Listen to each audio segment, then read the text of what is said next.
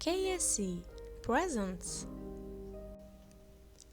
A town in Norway installed huge mirrors in the mountains as part of an extraordinary plan. 500 yards up from the Norwegian town of Rjukan. High on a mountainside sit three colossal mirrors. Computers move them throughout the day, an installation dreamed up by local artist Martin Andersson. They don't just represent something nice to look at. This artwork has a serious purpose that becomes apparent when the winter shadows begin to lengthen. Rjukan is a small town in the area of Norway called Telemark, lying west of Oslo. Once an important center of industry, the town's location was selected to sit close to the Rjukan Falls, which powers a hydroelectric power plant. The landscape around the town is stunning, sitting as it does with a mountain on each side.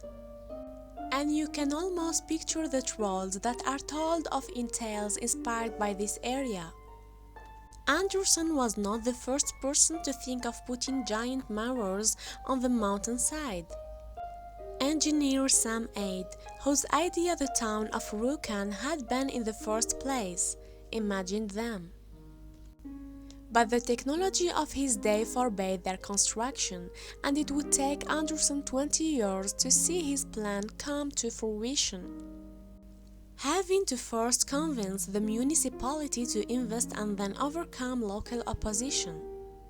But Andersson did win that fight, and the German firm brought in three massive mirrors, each 180 square feet by helicopter. The town ended up only having to pay about $150,000 of the $750,000 cost of the project, with the government and power company Norsk Hydro shelling out the rest. And in 2013, the mirrors, known as Solspeil in Norwegian, went into operation.